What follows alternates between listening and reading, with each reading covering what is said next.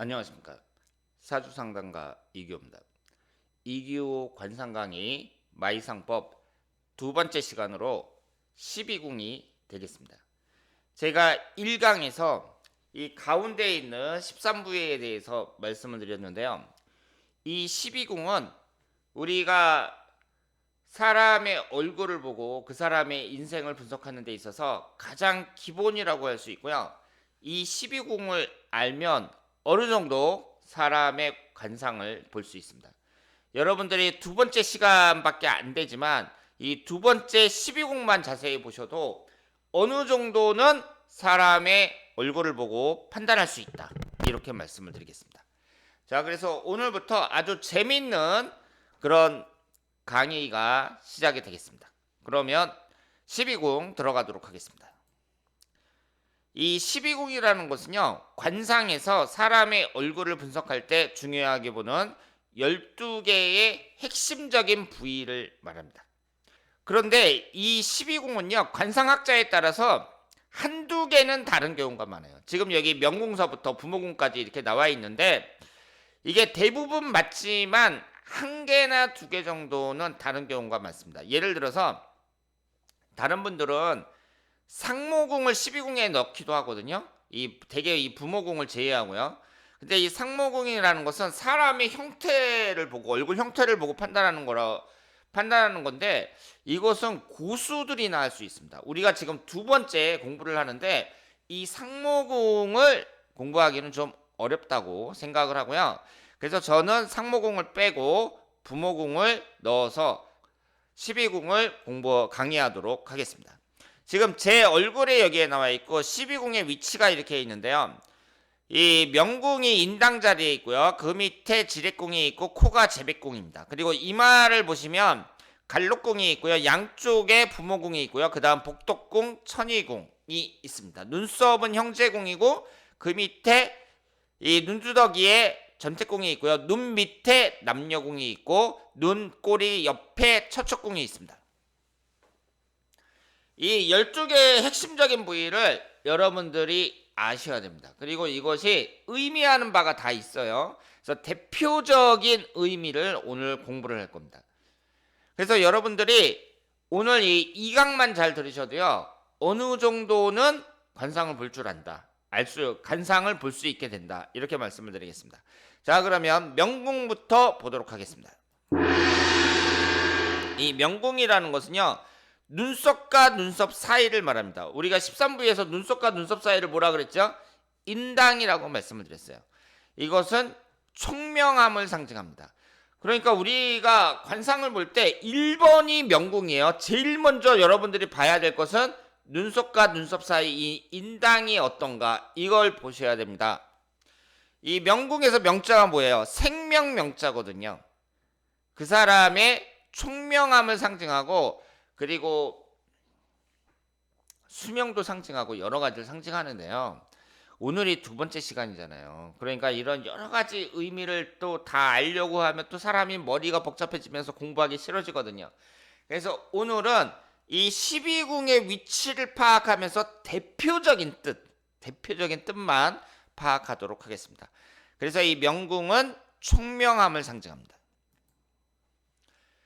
그리고 제가 이제 설명을 하는데 이 12궁에서 그러면 명궁이 잘생겼다 혹은 제백궁이 잘생겼다 그랬을 때 보기 좋으면 잘생긴 거예요.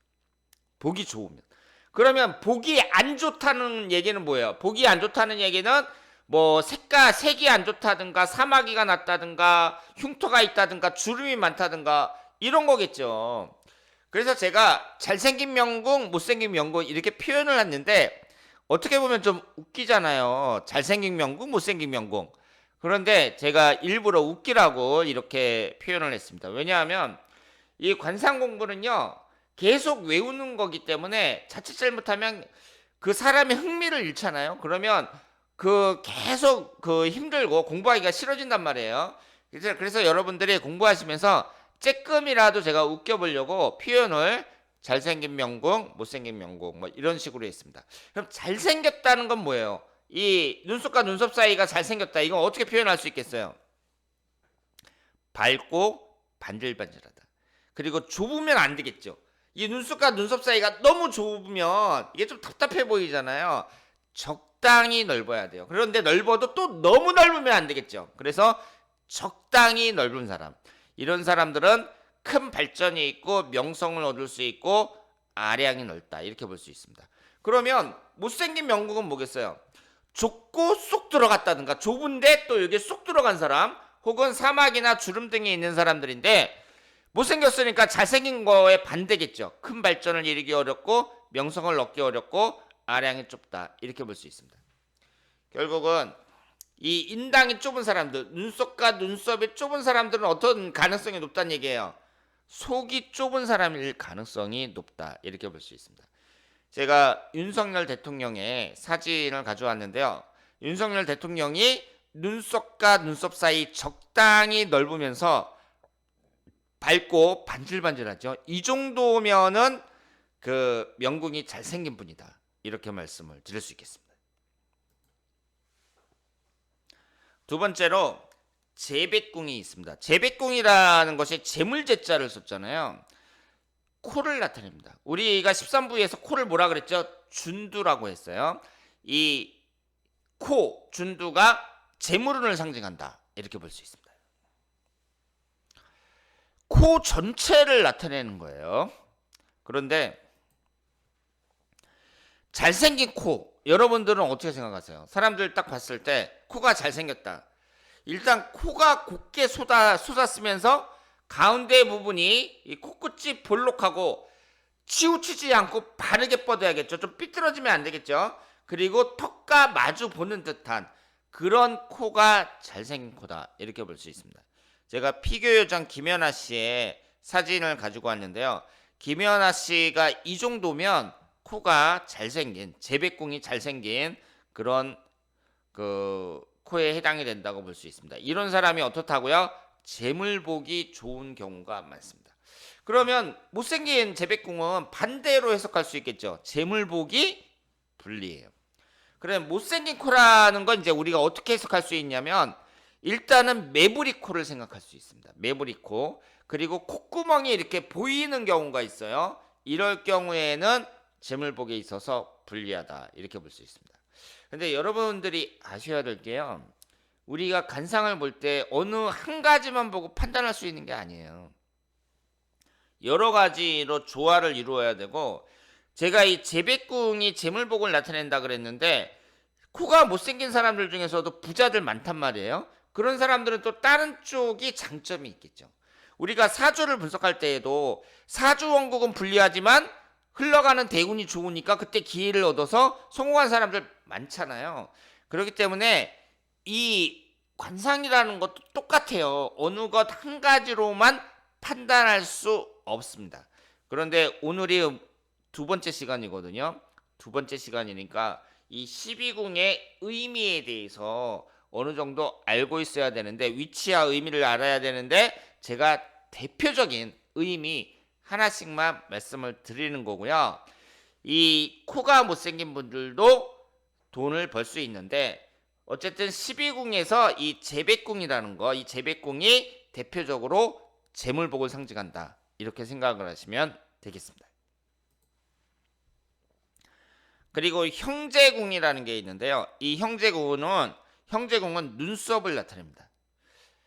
그리고 남자 여우라고 나와 있는데요. 이 원칙을 잘 아셔야 돼요. 그게 무슨 뜻이냐면 사람이 이렇게 있잖아요. 그러면 남자는 왼쪽, 여자는 오른쪽.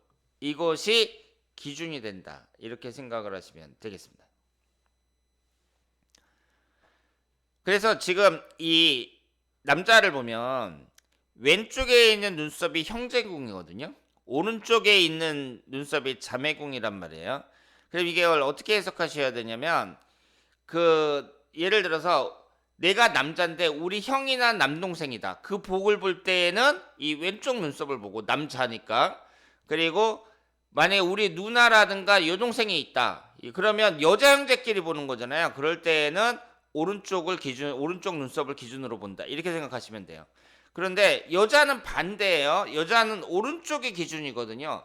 그러면 여자분인데 우리 언니라든가 여동생의 복을 본다 그랬을 때는 이 오른쪽 눈썹이 기준이고, 오빠라든가 남동생을 나타날 때에는 이 왼쪽 눈썹이 기준이다, 이렇게 생각을 하시면 되겠습니다.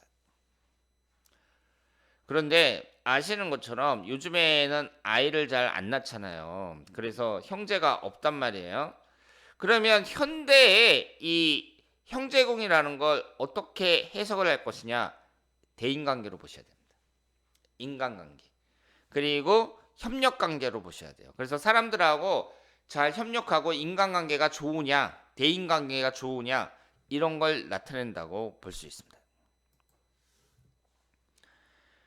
이 눈썹을 나타내니까요, 잘생긴 형제공이라는 것은 양쪽이 조화롭고 단정해야겠죠. 이 양쪽 눈썹이 모양이 다르다든가, 이쪽은 긴데 이쪽은 짧다든가 그러면 안 되겠죠. 그래서 양쪽이 조화롭고 단정하고 초승달 모양이 좋아요. 그러니까 일자로 쫙 된 것보다는 약간 둥근 게 좋다는 얘기예요. 그러면서 적당히 수려하게 털이 난 사람, 우리가 그런 사람 보면 아, 눈썹이 잘생겼네요, 형제공이 좋네요, 잘생겼네요, 이렇게 얘기할 수 있는 거죠. 그런 사람들이 인간관계가 좋을 가능성이 높습니다. 이 현빈 씨의 제가 사진을 갖고 왔는데, 현빈 씨가 눈썹이 아주 잘생겼습니다.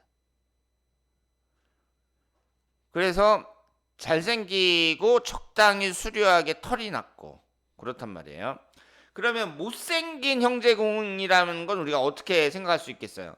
이 눈썹이 눈보다 짧은 사람이 있어요. 그러니까 눈썹이 쬐끔해. 어떻게 보면 좀 웃기지. 눈썹이 쬐끄맣고 눈썹이 눈보다 짧고 장금이나 흉터가 있는 사람들, 이런 사람들은 그 형제복이 안 좋을 가능성이 높다. 그리고 이걸 이제 그 넓게 봤을 때 인간관계에 있어서 좀 불리한 경우가 많다, 이렇게 볼 수 있습니다. 그리고 네 번째로 전태궁이라는 게 있습니다. 이 전태궁이라는 것은 눈썹하고 눈 사이, 눈썹하고 눈 사이 이 눈두덩이를 나타냅니다. 이것을 전태궁이라고 합니다. 그런데 전태궁의 한자를 보면은요, 밭전자에다가 집택자거든요. 그러니까 이게 뭐겠어요? 옛날에는 농사만 지었으니까 밭하고 집이라는 게 결국 부모님이 물려주시는 유산이거든요. 그렇기 때문에 이 전태궁은 상속 재산을 나타냅니다. 혹은 출신 가정을 나타내요. 아, 이 사람이 그 좋은 가정에 태어났느냐, 뭐 이런 걸 나타내기도 하고, 부모님으로부터 상속 재산을 많이 받을 수 있느냐, 뭐 이런 걸 나타내기도 합니다. 그리고 부동산을 상징하기도 해요. 이 눈썹하고 눈 사이에 눈두덩이를 말합니다. 그러면 이 눈두덩이가 잘생겼다는 건 뭐겠어요? 일단은 좀 넓고 깨끗하고 풍만하고, 그리고 이 눈이라는 게 눈두덩이가 덮고 있는 거 아니에요? 전태궁이 눈을 덮고 있단 말이에요. 그래서 이 눈동자하고도 조화를 잘 이루어야 되는데, 눈동자가 오칠을 한 것처럼 검은 사람들, 그럼 눈이 아주 멋있잖아요. 그리고 여기 윤택한 사람, 찰색이라 그랬는데 찰진 사람들, 이런 사람들이 잘생긴 전태궁이고, 상속 재산이 많거나 아니면은 좋은 집안에서 태어날 가능성이 높다, 이렇게 봐야겠죠. 그러면 못생긴 전태궁이라는 건 뭐예요? 보기 안 좋으면 못생긴 거야. 그러니까 제가 이렇게 글은 썼지만 어렵게 생각할 필요 없이 보기 좋으면 잘생긴 거, 보기 안 좋으면 못생긴 거. 그러면 눈썹과 눈 사이가 좁다. 이 눈썹하고 눈 사이가 유난히 좁은 사람들이 있어요. 이런 사람들은 이 전태궁이 잘생겼다고 보기 어렵겠죠. 그리고 눈동자가 충혈되거나 흰창이 많은 사람들, 흰색이 많으면 좀 무섭잖아. 그리고 여기에 주름이 많거나 상처가 있는 사람들, 이런 사람들은 못생긴 전태궁이니까 이 상속재산 좋은 집안이 어떻다는 얘기예요. 좀 이 운에 있어서 불리할 가능성이 높다, 이렇게 볼 수 있습니다.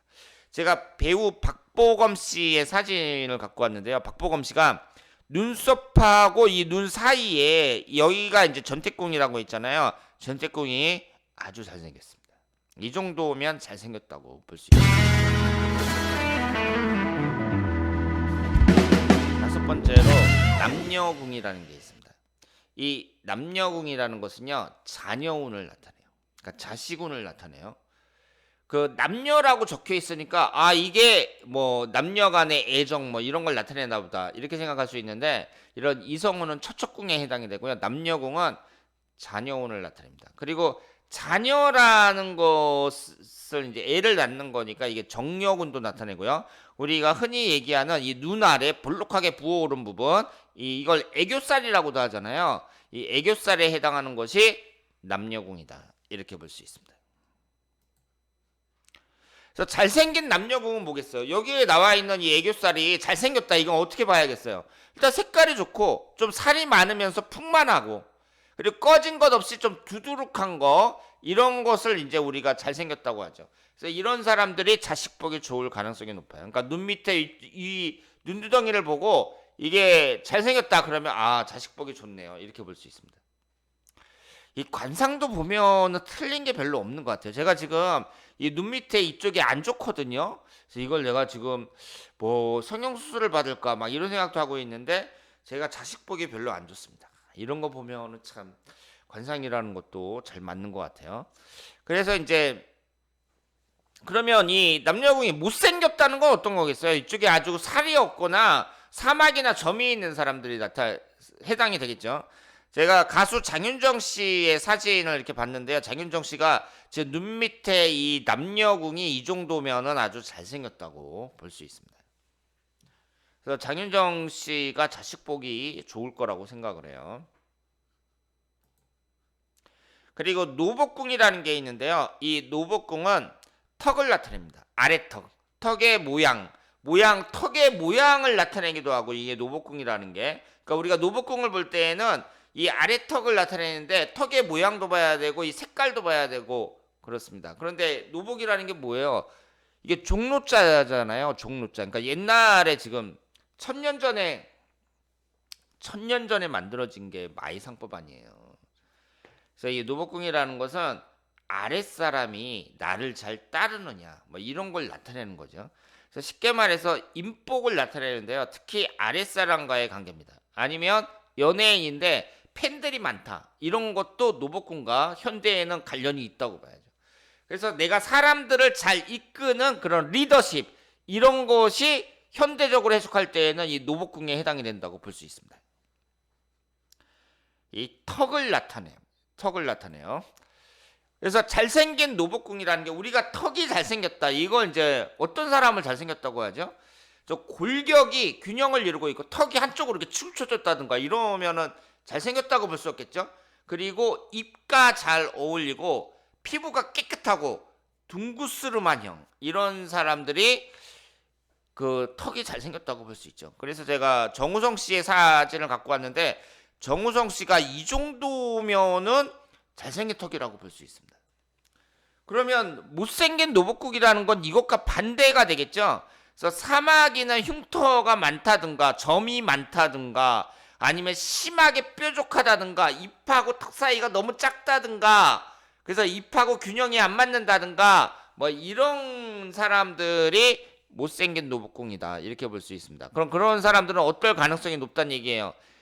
반대로 그 아랫사람들이 뭐 잘 인정해 주질 않는다든가, 아랫사람들 때문에 뭐 부하 직원 때문에 고생한다든가, 아니면 인복이 안 좋다든가, 여러 가지로 리더십이 안 좋다든가 여러 가지로 생각을 할 수가 있습니다.